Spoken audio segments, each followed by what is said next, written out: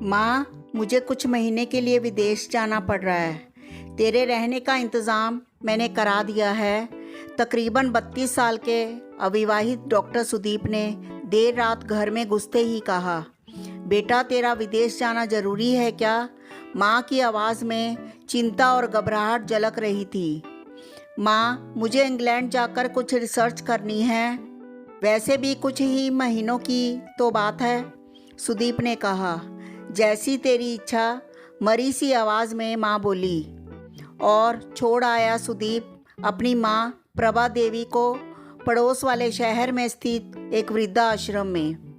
वृद्धाश्रम में आने पर शुरू में हर बुजुर्ग के चेहरे पर जिंदगी के प्रति हताशा और निराशा साफ झलकती थी।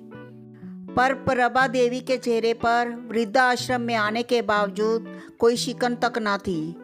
एक दिन आश्रम में बैठे कुछ बुजुर्ग आपस में बातें कर रहे थे। उनमें 2-3 महिलाएं भी थी। उनमें से एक ने कहा, डॉक्टर का कोई सगा संबंधी नहीं था जो अपनी माँ को यहाँ छोड़ गया।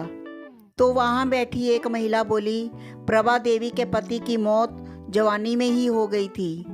तब सुदीप कुल 4 साल का था।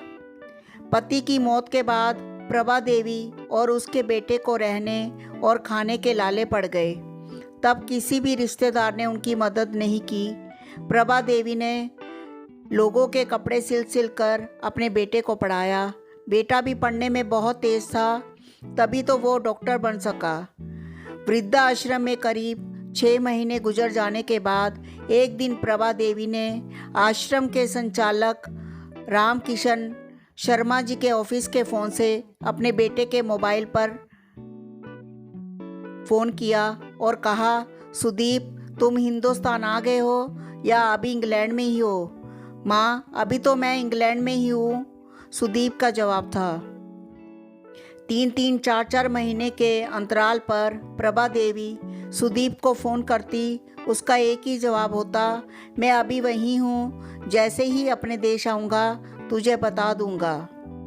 इस तरह तकरीबन 2 साल गुजर गए।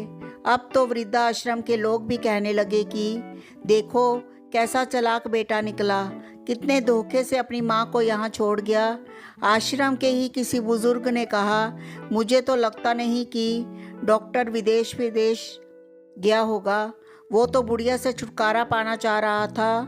तभी किसी और बुजुर्ग ने कहा, मगर वो तो शादीशुदा भी नहीं था। अरे होगी उसकी कोई गर्लफ्रेंड, जिसने कहा होगा पहले माँ के रहने का अलग इंतज़ाम करो, तभी मैं तुमसे शादी करूँगी।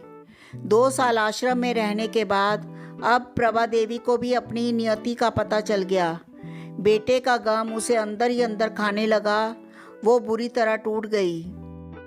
3 साल आश्रम में और रहने के बाद एक दिन प्रभा देवी की मौत हो गई।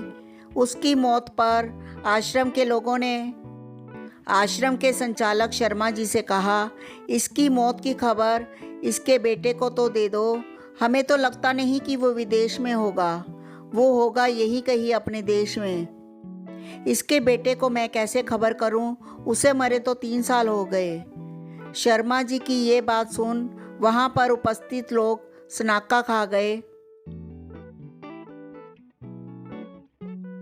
उनमें से एक बोला, अगर उसे मरे 3 साल हो गए तो प्रभा देवी से मोबाइल पर कौन बात करता था?